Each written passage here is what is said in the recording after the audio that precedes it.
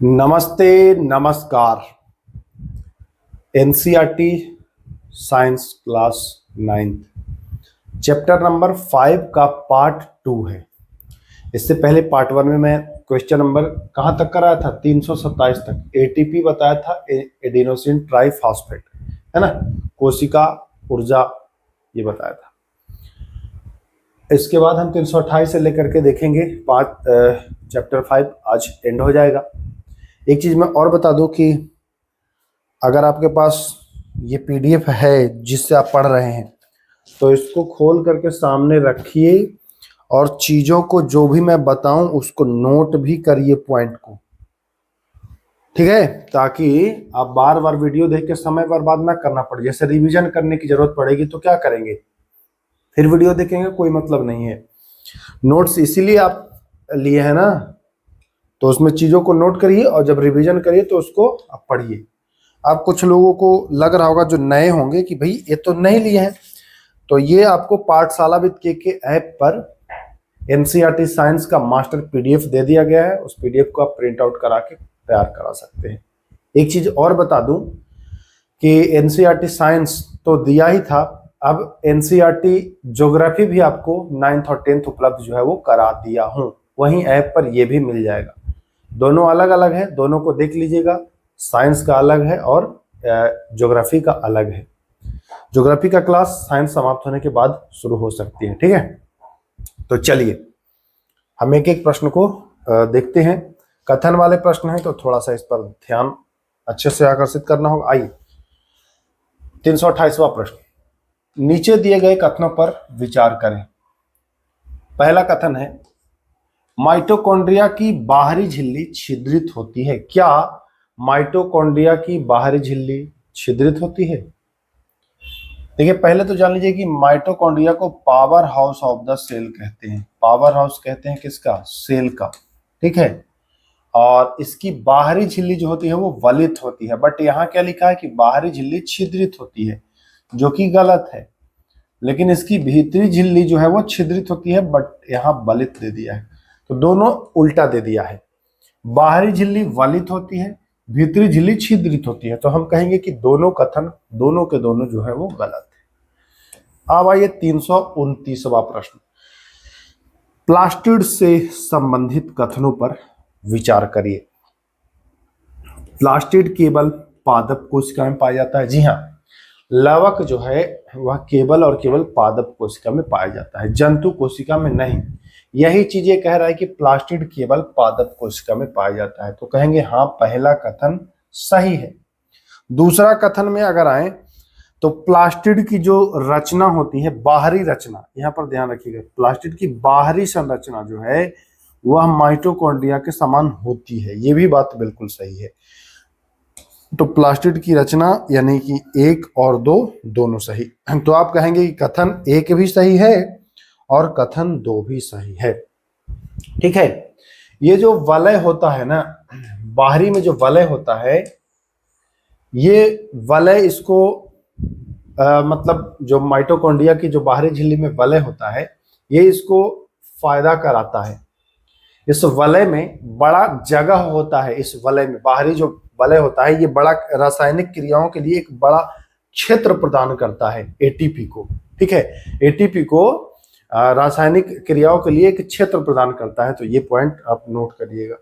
आइए प्लास्टिड से संबंधित कथनों पर विचार करें।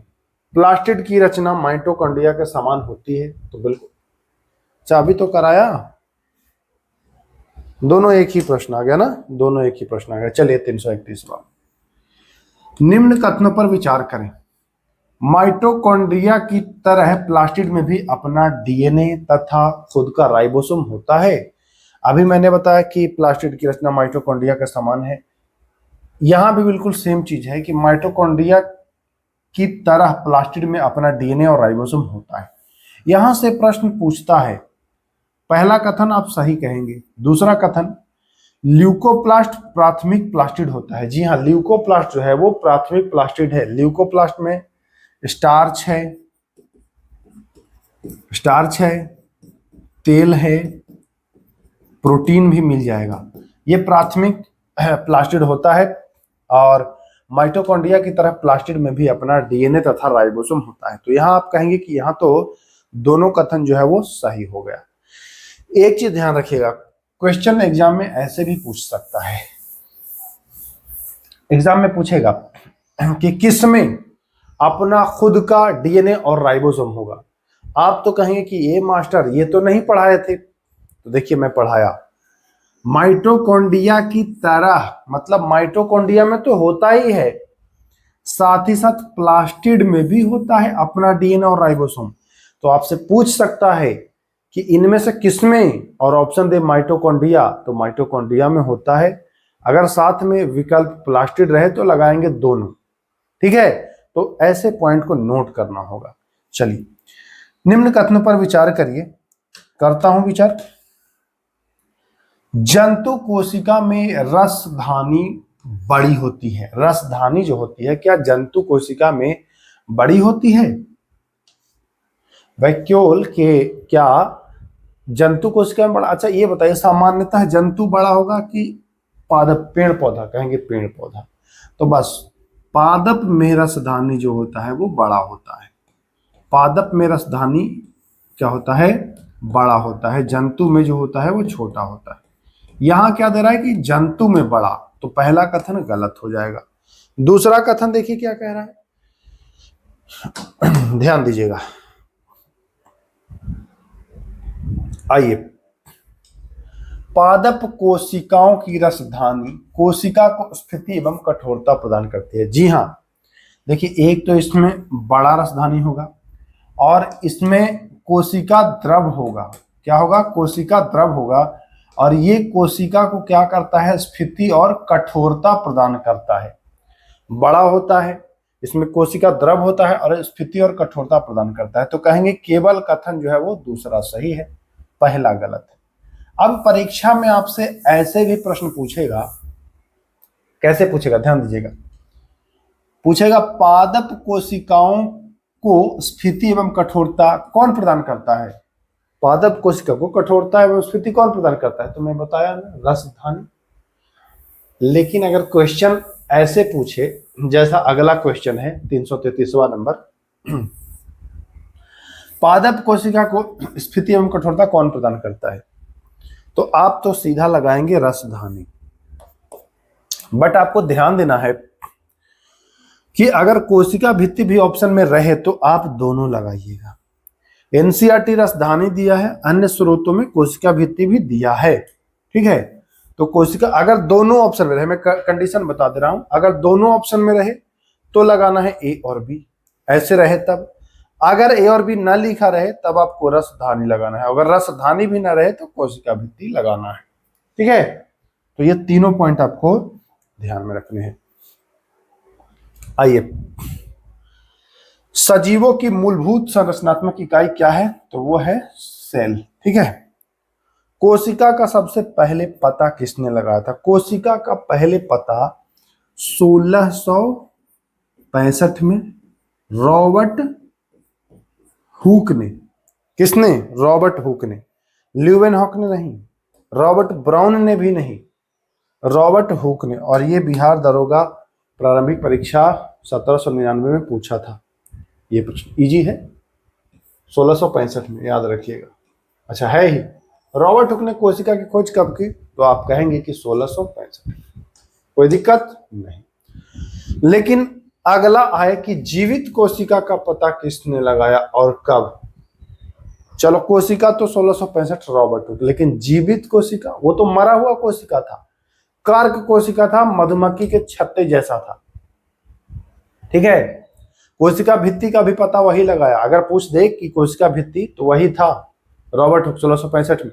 लेकिन यहाँ जीवित कोशिका पूछ रहा है, तो जीवित कोशिका 1674 में एंटोनी वॉन ल्यूवेनहॉक के द्वारा। ध्यान रखिएगा, दोनों जिंदा और मुर्दा दोनों कोशिका का, ठीक है। एक का रॉबर्ट हुक, एक का ल्यूवेनहॉक, ठीक है। चलिए आइए, अब आइए देखिए, सबसे पहले कोशिका 1665 रॉबर्ट हुक, जीवित कोशिका एंटोनी वॉन ल्यूवेनहॉक, और कोशिका में केंद्रक का पता 1831 में रॉबर्ट ब्राउन। किसने? रॉबर्ट ब्राउन ने, ठीक है। अगर पूछता कोशिका सिद्धांत तो स्लाइडेन और स्वान दोनों याद रखिएगा। आइए 339 1839 में किसने कोशिका में स्थित तरल जैविक पदार्थ को जीव द्रव्य नाम दिया? जीव द्रव्य नाम दिया। देखिए जीव द्रव्य नाम अगर दिया तो पुरकिंजे ने 1839 में, लेकिन अगर पूछे कि जीव द्रव्य की खोज किसने और कब की, तो खोज 1835 में फेलिक्स डिजार्डिन, है ना, फेलिक्स डुजार्डिन, फेलिक्स डुजार्डिन याद रखिएगा, फेलिक्स डुजार्डिन, ठीक ना। यहां पर नाम है तो पुरकिंजे, और डुजार्डिन ने कब खोजा? 1835 में, ये ध्यान रखिएगा। चलिए भाई, क्वेश्चन समझ में आ रहा है, मजा आ रहा है कि नहीं, ये भी बताइएगा। और बहुत सारे बच्चों का कमेंट है कि ऐप पर आप फाउंडेशन कोर्स लाइए पॉलिटी का, कम से कम शुरुआत में। तो कितने लोगों का इरादा है कि पाठशाला वेद के ऐप पर आप फाउंडेशन पढ़ोगे? पॉलिटी पूरा कंप्लीट पॉलिटी हो जाएगा आपका, छोटे से बड़े एग्जाम तक सब कंप्लीट हो जाएगा। तो कमेंट करिएगा। कोशिका सिद्धांत का प्रतिपादन किसने किया था? तो कोशिका सिद्धांत स्लाइडेन और स्वान ने किया था। आपको मैं पहले ही बता चुका हूं कि कोशिका सिद्धांत का 340वां प्रश्न है ना, तो स्लाइडेन स्वान ने किया था, ध्यान रखिएगा। दो वैज्ञानिक थे, जर्मन वैज्ञानिक थे, ये भी याद रखिएगा। 1839 में किया था, ये भी याद रखिएगा। कोशिका सिद्धांत को आगे बढ़ाया और बताया कि सभी कोशिकाएं अपनी पूर्ववर्ती कोशिका से बना होता है, और ये बताया विर्चो ने। किसने? विर्चो ने, ठीक है। अगला सवाल, एक कोशिकीय जीव के उदाहरण सिंगल सेलुलर जीव जो है वह हो जाएगा कौन हो जाएगा? अमीबा तो होगा ही, साथ ही साथ क्लाइडोमोनास भी हो जाएगा, क्लेमाइडोमोनास भी हो जाएगा, और पैरामीशियम और बैक्टीरिया भी हो जाएगा। तो चारों हो जाएगा ना जी, तो सी ऑप्शन। कोशिका की सबसे बाहरी परत जो कोशिका के घटकों को बाहरी पर्यावरण से अलग करती है क्या कहलाती है? कोशिका का सबसे बाहरी परत जो कोशिका के घटकों को बाहरी पर्यावरण से अलग करती है क्या कहलाती है? तो वो कहलाती है प्लाज्मा झिल्ली, जिसे कोशिका झिल्ली भी कहते हैं। क्या कहते हैं? कोशिका झिल्ली भी कहते हैं। ये है, ठीक ना। कोशिका के सबसे बाहरी परत है जिसको, जो कोशिका के घटकों को बाहरी पर्यावरण से अलग करती है क्या कहलाती है? तो वो कोशिका झिल्ली या प्लाज्मा झिल्ली कहलाता है, ठीक है। इसका खोज किसने किया था? तो इसका खोज करने वाले, देखिए प्लाज्मा झिल्ली का खोज नोट कर लीजिएगा, नेगेली और सी क्रेमर, ठीक ना। ये दोनों ने किया था, नेगेली और सी क्रेमर ने किया था। ये दोनों थे स्विस वैज्ञानिक थे, तो ये भी ध्यान रखिए, ठीक है। कोशिका द्रव्य के अंदर पदार्थों का आना जाना होता है विसरण के द्वारा। किसके? विसरण के द्वारा। प्लाज्मा झिल्ली बनी होती है लिपिड और प्रोटीन की, फास्फोलिपिड और प्रोटीन की। देखिए अमीबा अपना भोजन किस प्रक्रिया द्वारा प्राप्त करता है? अमीबा की बात करें तो अमीबा जानते हैं आपकी सिंगल सेलुलर होता है, एक कोशिकीय जीव होता है, इसका कोई भी आकार नहीं है, ये अमीबा है, ठीक है। कैसा भी आकार है, माना कि भोजन यहाँ पर है, अब इसको ग्रहण करना है तो अमीबा अपने शरीर को सिकुड़ करके इधर लाएगा और भोजन को अपने अंदर लपेट देगा, ठीक है। इस प्रोसेस को एंडोसाइटोसिस कहते हैं, एंडोसाइटोसिस। तो ये हो जाएगा अमीबा जो भोजन प्रक्रिया करता है, एंडोसाइटोसिस। लेकिन अगर एग्जाम में पूछता है कि अमीबा का चलन अंग क्या है, कैसे चलता है, गमन कैसे करता है, अमीबा गमन कैसे करता है, तो गमन की बात करें तो बताएंगे स्यूडोपोडिया। जी हाँ, स्यूडोपोडिया मतलब अमीबा जो है वो छदम पांव से चलता है। छदम पांव मतलब, छदम मतलब झूठा, फॉल्स, कहीं इसमें पैर नहीं दिख रहा है लेकिन तभी ये चलेगा, उसको कहते हैं छदम पांव या स्यूडोपोडिया कह लीजिए, ठीक है। या ऐसे पूछता है कि अमीबा का चलन अंग क्या है, तब याद रखना है पादाभ। ये सारा कुछ मैं आपको बता दे रहा हूं, एग्जाम में ऐसे ही पूछता है। अमीबा का चलन अंग क्या है, तो पादाभ, ठीक है, पादाभ है, ठीक। ये तो इतने सारे चीजें आप ध्यान में रखेंगे। चलिए, कोशिका भित्ति, भित्ति की बात कर रहा है, झिल्ली की नहीं। देखिए भित्ति, जीवों में भित्ति है, कहीं भित्ति नहीं नजर आ रहा ना, ये तो डायरेक्ट सेल है, काटेंगे ब्लड आ जाएगा। पौधों में देखिए कि ऊपर एक भित्ति बना होता है, तो भित्ति जब अगर पूछे, भित्ति मतलब बाल, सेल वाल, ठीक है, बाल मतलब दीवार, दीवार को भित्ति गांव में कहते हैं, जानते ही होंगे आप। तो कोशिका भित्ति जो है वो पादप कोशिका में। अगर पूछे कि कोशिका झिल्ली, तब बताएंगे आप दोनों में। एक सवाल और पूछ सकता है, कोशिका भित्ति की खोज किसने की थी? तो आपको पता है ना कि 1665 में रॉबर्ट हुक ने कोशिका की खोज की, वो यही मरा हुआ कोशिका कार्क कोशिका था, जान लीजिए, ठीक है। आइए, पादप कोशिका की भित्ति किसकी बनी होती है? पादप कोशिका में भित्ति होती है, आपको पता है। तो पादप कोशिका की जो भित्ति बनी होती है वो होती है सेलुलोज की। किसकी? सेलुलोज की, ध्यान रखिएगा। पादप कोशिका की भित्ति सेलुलोज की, और जीवाणु की भित्ति पेप्टाइडोग्लाइकेन की, कवक की भित्ति काइटिन की, कवक की भित्ति काइटिन की, ठीक है। तो ये सब आपको ध्यान रखना है, ठीक ना। चलिए, केंद्रक झिल्ली होती है, आपसे एग्जाम में ऐसे प्रश्न पूछता है, केंद्रक झिल्ली एक हरी होती है कि दोहरी? माइटोकॉन्ड्रिया की कितनी झिल्ली होती है? राइबोसोम, लाइसोसोम, ऐसे आपसे प्रश्न पूछेगा, मिलान करने के लिए दे देगा, एक हरी झिल्ली, दोहरी झिल्ली, आप कंफ्यूज हो जाएंगे, ध्यान रखिएगा। केंद्रक झिल्ली में दोहरी परत होती है, दोहरी परत वाले 3 आपको याद रखना है। एक तो होगा माइटोकॉन्ड्रिया, तो कहेंगे ठीक है, माइटोकॉन्ड्रिया में भी दोहरी झिल्ली होती है। केंद्रक, आपने देखा है केंद्रक झिल्ली है ना, यानी न्यूक्लियस में भी 2 झिल्ली होती है, और एक प्लेस्टिड होता है, प्लेस्टिड में भी 2 झिल्ली होता है। तो ये तीनों याद रखिएगा, MNP, ये 2-2 झिल्ली वाला है, ठीक है। क्रोमोसोम स्थित होते हैं, क्रोमोसोम केंद्रक में होते हैं, जानते ही हैं। वहीं अगर पूछे कि कोशिका विभाजन के समय क्रोमोसोम कैसा दिखाई देता है, तो बताएंगे छड़ नुमा। कैसा? छड़ नुमा, ठीक है। आइए, जिन जीवों की कोशिकाओं में केंद्रक झिल्ली नहीं होती है उसे क्या कहते हैं? कोशिका में केंद्रक झिल्ली नहीं है, यानी कि झिल्ली से पहले की घटना है। तो झिल्ली से जब पहले आ जाए, ऐसे बिहार दरोगा में पूछा था प्रश्न कि प्रोकैरियोटिक में झिल्ली नहीं होती है, तो हो जाएगा प्रोकैरियोटिक, ध्यान रखिएगा।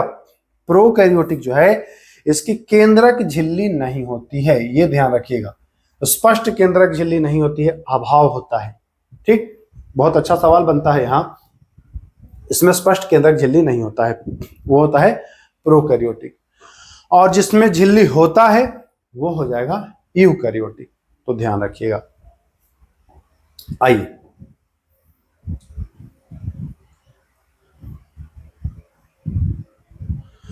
जिन जीवों की कोशिकाओं में केंद्रक झिल्ली पाया जाता है, तो मैं पहले ही बता चुका कि झिल्ली नहीं होगी तो यानी झिल्ली से पहले की बात है, तो प्रोकैरियोटिक, और झिल्ली होगी तो बताएंगे यूकैरियोटिक, ठीक है। तो यहां क्या कह रहा है? झिल्ली पाई जाएगी, बताएंगे यूकैरियोटिक। देखिए, यूकैरियोटिक कोशिका में क्लोरोफिल कहां पाया जाता है? यूकैरियोटिक कोशिका में अच्छा, परीक्षा में जानते हैं कैसे पूछता है? ऐसा ही प्रश्न पूछता है, 2-2 फंसने वाला। जैसे में देखिएगा, ये पूछेगा कि जिनमें झिल्ली पाई जाती है, यूकैरियोटिक और प्रोकैरियोटिक। अब आप इसमें फंसेंगे, है ना, फंसने वाला ये है, लगेगा कि यूकैरियोटिक था कि प्रोकैरियोटिक था। जो फंसने वाला होता है वो प्रश्न एग्जाम में निश्चित ही पूछता है, इसलिए आप इस प्रश्न को एकदम स्टार लगा लीजिए। ये प्रश्न भी वही होगा, स्टार मार्क वाला। ये प्रश्न भी, ये सब हाई रेटेड प्रश्न हो जाएगा, हाई रेटेड प्रश्न हो जाएगा। यूकैरियोटिक कोशिका में क्लोरोफिल कहां पाया जाता है? यूकैरियोटिक में। अगला में पूछ देगा प्रोकैरियोटिक में कहां पाया जाता है, तो ये भी फंसने वाला है। आप मान के चलिए कि याद कर लीजिएगा कि यूकैरियोटिक में प्लेस्टिड में पूछ दे एग्जाम में प्रोकैरियोटिक में क्लोरोफिल, तो आप कंफ्यूज हो जाएंगे कि यूकैरियोटिक में प्लेस्टिड था कि प्रोकैरियोटिक में प्लेस्टिड था, तो ये ध्यान देना है। तो यूकैरियोटिक में क्लोरोफिल जो होगा वो प्लेस्टिड में होगा, और प्रोकैरियोटिक में पूछे कि प्रोकैरियोटिक, तब माइटोकॉन्ड्रिया होगा। बट यहाँ यूकैरियोटिक पूछ रहा है, तो यूकैरियोटिक प्लास्टिड। एकदम इंपॉर्टेंट सवाल है, आपको याद ही रखना है, ठीक है। चलिए, जीव द्रव्य बना होता है, जीव द्रव्य, जीव द्रव्य किसका बना होता है? तो कोशिका द्रव्य और केंद्रक का। आइए देखिए, ये भी पढ़ने आ गया है, छोटे छोटे कीड़े मकोड़े ना, ये भी पढ़ने आ गए हैं। आइए, वायरस में, कहां गया, वायरस में जीवाणु के गुण नहीं पाए जाते हैं। क्योंकि वायरस में जीवाणु के गुण क्यों नहीं पाए जाते हैं पता है? क्योंकि वायरस में कोशिका झिल्ली नहीं होती है। वायरस में क्या नहीं होता है? वायरस में कोशिका झिल्ली जो है वो नहीं होता है। एक चीज मैं आपको बताऊं, जो बच्चा गांव में, यहां सी होगा इसका ऑप्शन, जो बच्चा गांव में रहता है तो कभी कोई वायरल संक्रमण होता है तो वो झोला छाप डॉक्टर के पास पहुंच जाता है। वायरल संक्रमण है, झोला छाप डॉक्टर के पास गए। और ध्यान दीजिएगा, ये जितने भी झोला छाप डॉक्टर हैं उनको शेयर भी करिएगा कि जो वायरस से संक्रमित होता है, वायरल रोग है ना, जो वायरस वाला रोग होता है, इसमें क्या करते हैं, इसमें क्या करते हैं झोला छाप डॉक्टर कि आपको दे देंगे एंटीबायोटिक। वो डायरेक्ट एंटीबायोटिक देते हैं, कोई भी कुछ भी हो कहेंगे एंटीबायोटिक दे दे रहे हैं, ठीक हो जाएगा, एंटीबायोटिक देते हैं। एंटीबायोटिक का क्या नाम, क्या काम है जान लीजिए जरा, झोला छाप डॉक्टर को भी शेयर करिएगा। एंटीबायोटिक जो होता है वो झिल्ली पर आक्रमण करता है, वो कोशिका की झिल्ली पर आक्रमण करता है, ठीक है। एंटीबायोटिक झिल्ली पर आक्रमण करता है। अब आपको पता है कि वायरस में झिल्ली नहीं होता है, वायरस में झिल्ली नहीं होगा, ठीक है, वायरस में झिल्ली होगा ही नहीं। एंटीबायोटिक क्या आक्रमण करेगा? जब झिल्ली है ही नहीं तो क्या कर लेंगे आप? झिल्ली को ही तोड़ता है एंटीबायोटिक। झिल्ली ही नहीं है तो करेगा क्या एंटीबायोटिक? एंटीबायोटिक यहां पर कोई काम नहीं कर पाएगा, फेलियर हो जाएगा, ठीक है। वहीं अगर जीवाणु जनित रोग यानी कि बैक्टीरिया से होने वाला रोग हो तो बैक्टीरिया का आप जानते हैं कि कोशिका झिल्ली होता है, और एंटीबायोटिक जब आप खाते हैं एंटीबायोटिक तो ये झिल्ली को तोड़ देता है, झिल्ली को ही आक्रमण कर देता है, खत्म कर देता है, बैक्टीरिया को समाप्त करेगा। लेकिन वायरस में ऐसा कोई फीचर नहीं है कि वायरस को ये समाप्त करे। तो जितने भी झोला छाप भाई हैं, वायरल डिजीज हो तो एंटीबायोटिक मत चलाया करिए, पैसा मत लूटिए बच्चों का, ठीक है। चलिए चले आगे, आ जाइए। आइए, अंतर्द्रव्य जलिका कितने प्रकार के होते हैं? अंतर्द्रव्य जलिका कितने प्रकार के होते हैं? तो मैं पिछली वीडियो में बताया था कि 2 प्रकार का, स्मूथ एंडोप्लाज्मिक रेटिकुलम और रफ एंडोप्लाज्मिक रेटिकुलम, 2 बताया था ना।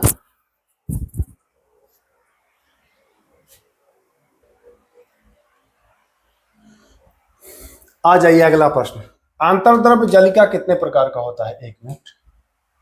अंतर्द्रव्य जलिका तो मैं पिछले वीडियो में बताया है 2 प्रकार का, स्मूथ एंडोप्लाज्मिक रेटिकुलम और रफ एंडोप्लाज्मिक रेटिकुलम, ठीक है, RER, तो 2 हो जाएगा। जिस अंतर्द्रव्य जलिका पर राइबोसोम लगा होता है, मैंने पिछले वीडियो में बताया था कि इस पर राइबोसोम लगा होगा तो ये आपको खुरदरा दिखना शुरू हो जाएगा। नहीं दिख रहा है तो जिस अंतर्द्रव्य जलिका पर राइबोसोम्स लगे होते हैं तथा जहां प्रोटीन संश्लेषण होता है वह कहलाता है खुरदरी। तो आपसे पूछ सकता है कि किस एंडोप्लाज्मिक रेटिकुलम में प्रोटीन संश्लेषण होता है, तो आप बताएंगे रफ एंडोप्लाज्मिक रेटिकुलम यानी RER। क्लियर है? कोई दिक्कत हो मेरे भाई किसी को तो बताइएगा। आ जाइए, लिपिड तथा वसा अणुओं के निर्माण में सहायक अंतर्द्रव्य। लिपिड, देखिए यहां पर प्रोटीन संश्लेषण हो रहा है तो रफ होगा, लिपिड तथा वसा का होगा तो स्मूथ होगा। तो ध्यान रखिएगा 359 का SER यानी कि स्मूथ एंडोप्लाज्मिक रेटिकुलम। चलिए, कोशिका द्रव में प्रोटीन के परिवहन हेतु नलिका तंत्र के रूप में कार्य करने वाला अंग है। कोशिका द्रव में प्रोटीन के परिवहन हेतु, बहुत अच्छा सवाल है, ये सब पूछता है भाई, ये सब प्रश्न कर नहीं पाएंगे अगर नहीं पढ़े रहेंगे ना NCERT, तो कर नहीं पाएंगे। वो नीली पुस्तक और लाल पुस्तक काम नहीं आएगा इन सब प्रश्नों में, सीधी बात है। मैं यहाँ पर कुछ ये नहीं कर रहा हूं लेकिन काम नहीं आएगा ये सब नीली पीली वाला, ये जान लीजिए। कॉन्सेप्ट ही नहीं है, कैसे काम आ जाएगा? कोशिका द्रव्य में प्रोटीन के परिवहन हेतु नलिका तंत्र के रूप में कार्य करने वाला तो वो हो जाएगा एंडोप्लाज्मिक रेटिकुलम, यानी कि अंतर्द्रव्य जलिका। आइए अगला 361, यकृत यानी कि लीवर की कोशिकाओं में, लीवर सेल्स में जो टॉक्सिक पदार्थ होते हैं एवं जो दवाएं मेडिसिन होते हैं उनके डिटॉक्सीकरण में महत्वपूर्ण भूमिका कौन निभाता है? निर्विषीकरण में। तो निर्विषीकरण में भी यकृत ही होता है। निर्विषीकरण में भी निर्विषीकरण में एससीआर ही होता है, स्मूथ एंडोप्लाज्मिक रेटिकुलम ही होता है। कौन होता है? स्मूथ यानी कि एसईआर। गोल्जी बॉडी का सबसे पहले विवरण किसने किया था? तो गोल्जी बॉडी का सबसे पहले विवरण कैमिलो गाल्जी, इटली के वैज्ञानिक थे, ये भी याद रखिएगा। गोल्जी बॉडी तो इटली के वैज्ञानिक कैमिलो गाल्जी। आइए, लाइसोसोम का निर्माण मुख्यतः किसके द्वारा होता है? लाइसोसोम का निर्माण जो होता है वो किसके द्वारा होता है? तो वो होता है गोल्जी बॉडी के द्वारा। लाइसोसोम का निर्माण मुख्य रूप से गोल्जी उपकरण या गोल्जी बॉडी या गोल्जी तंत्र के द्वारा होता है। एंडोप्लाज्मिक रेटिकुलम में संश्लेषित पदार्थों को पैकिंग करने का कार्य भी गोल्जी बॉडी का ही है। ईआर में संश्लेषित पदार्थ पैक होता है, ईआर में संश्लेषित पदार्थ जो पैक होता है इसका कार्य गोल्जी बॉडी करता है। कोशिका का अपशिष्ट निपटान तंत्र कौन कहलाता है? कोशिका का अपशिष्ट निपटान तंत्र तो वही है लाइसोसोम, जो टूटे फूटे अंगकों को साफ करता है, कोशिका को साफ करता है, ये होता है लाइसोसोम। लाइसोसोम आत्महत्या की थैली कहलाता है। लाइसोसोम आत्महत्या की थैली कहलाता है, जान लीजिए, ठीक है। ये अपनी ही कोशिका का पाचन कभी कभी कर देता है, यही होता है लाइसोसोम। ठीक, एक चीज और बताऊं आप लोग को, यहां तक पहुंच गए हो तब। मेढक को देखा है पानी में आप लोगों ने? जब मेढक का बच्चा रहता है छोटा छोटा तो वो मछली जैसा दिखाई देगा, पूंछ दिखता है ना। बड़ा होने पर मेढक का पूंछ नहीं रहता है, गायब हो जाता है। वहां भी लाइसोसोम ही कार्य करता है, अपनी ही कोशिका का पाचन कर देता है और पूंछ को गायब कर देता है। पॉइंट नोट कर लीजिएगा, ऐसे प्रश्न अगर पूछे कोई तो आपको हाथ नहीं लगा पाएगा अगर आप के सर से जुड़े हैं तब। तो यह लाइसोसोम होगा। लाइसोसोम को क्यों कहा जाता है? क्योंकि ये अपनी ही कोशिका का फिनिश कर देता है, पाचन कर देता है। निम्न में से कौन कौन झिल्ली से घिरी संरचना है? झिल्ली से घिरी, देखिए यहां प्रश्न महत्वपूर्ण होने वाला है। दोहरी झिल्ली में मैंने कौन कौन बताया था कि डबल झिल्ली से घिरा हुआ, तो मैंने बताया था माइटोकॉन्ड्रिया, न्यूक्लियस और लवक, मतलब प्लास्टिड, ठीक है, हरित लवक, यही बताया था ना, क्लोरोप्लास्ट ऐसे बताया होगा, ठीक है। अब सिंगल झिल्ली वाला ध्यान दीजिए, इसमें झिल्ली से घिरा हुआ सब है, सभी है, लेकिन लाइसोसोम सिंगल झिल्ली, एंडोप्लाज्मिक रेटिकुलम सिंगल झिल्ली और गोल्जी तंत्र भी सिंगल झिल्ली। एलईजी सिंगल झिल्ली और एमएनपी दोहरी झिल्ली, दोनों याद रखिएगा। एग्जाम में अगर आपसे पूछे कि कौन सिंगल झिल्ली है, हम मिलान कराने के लिए देता है एग्जाम में कि इनमें से कौन सिंगल झिल्ली है कौन दोहरी झिल्ली है, तो अब नहीं आप गड़बड़ करेंगे क्योंकि आप पाठशाला विद के से जुड़े हैं भाई। एक बार मैं फिर कह दूं, इन सब का पीडीएफ आपको पाठशाला विद के प्ले स्टोर पर मिल रहा है, ऐप डाउनलोड कर लीजिए। पेड कोर्स में जाइए, एनसीईआरटी साइंस का भी पीडीएफ है और ज्योग्राफी का भी पीडीएफ है। गोल्जी बॉडी के खोजकर्ता कैमिलो गाल्जी का जन्म 1843 में हुआ था। कैमिलो गाल्जी ने ब्लैक रिएक्शन विधि में किस घोल का उपयोग किया था? ब्लैक रिएक्शन जो विधि था इसमें इन्होंने सिल्वर नाइट्रेट का, किसका? सिल्वर नाइट्रेट का, ठीक है। चलिए अब हम लोग कागार पर पहुंच रहे हैं। Powerhouse of the cell यानी कोशिका का बिजली घर माइटोकॉन्ड्रिया। माइटोकॉन्ड्रिया में कितनी झिल्ली? तो दोहरी झिल्ली, एमएनपी बताया था ना, कहेंगे हाँ। माइटोकॉन्ड्रिया को ऊर्जा मिलता है, ऊर्जा किस रूप में माइटोकॉन्ड्रिया से बनता है? माइटोकॉन्ड्रिया ऊर्जा उत्पन्न करता है एटीपी के रूप में। एटीपी एडिनोसिन ट्राइफॉस्फेट, ट्राई आ गया तो 3 है ना, समझिएगा। एटीपी टूटेगा तो 3 से 2 बनेगा, यानी एडिनोसिन डाइफॉस्फेट 2, ठीक है, ये दोनों ध्यान रखिएगा, डाइफॉस्फेट और ट्राइफॉस्फेट। माइटोकॉन्ड्रिया में झिल्ली होती है, तो मैं बता चुका हूं, माइटोकॉन्ड्रिया, न्यूक्लियस, ये सब दो दो झिल्ली वाला है, तो दोहरी। आखिरी प्रश्न है मेरे भ्राता, आ जाइए। निम्न में से किस कोशिका में अपना स्वयं का डीएनए और राइबोसोम होता है? तो मैंने बताया था कि प्लास्टिड में भी और माइटोकॉन्ड्रिया में भी, दोनों में अपना स्वयं का डीएनए और स्वयं का राइबोसोम जो है वो होता है, ठीक है, तो ध्यान रखना है। आखिरी सवाल था ये देखिए, चलिए, तो क्या हो जाएगा, माइटोकॉन्ड्रिया। अगर प्लास्टिड भी रहे तो प्लास्टिड भी लगा देना है, ठीक ना, केंद्र नहीं प्लास्टिड रहे, दोनों में चूंकि होता है, अब दोनों रहे तो दोनों लगाना है, अब दोनों है ही नहीं तो माइटोकॉन्ड्रिया हम लगाएंगे। अब ये बताइए कि कितने प्रश्न आप नए नए सीखे हैं इस वीडियो में, और वीडियो अगर अच्छा लगे तो शेयर अवश्य करिए अपने दोस्तों के बीच। वीडियो को अब यही समाप्त करते हैं, मिलेंगे हम नेक्स्ट वीडियो में, वो होगा चैप्टर 6 क्लास 9, ठीक है। तो चलिए, इजाजत चाहता हूं, फिर मिलेंगे, नमस्कार।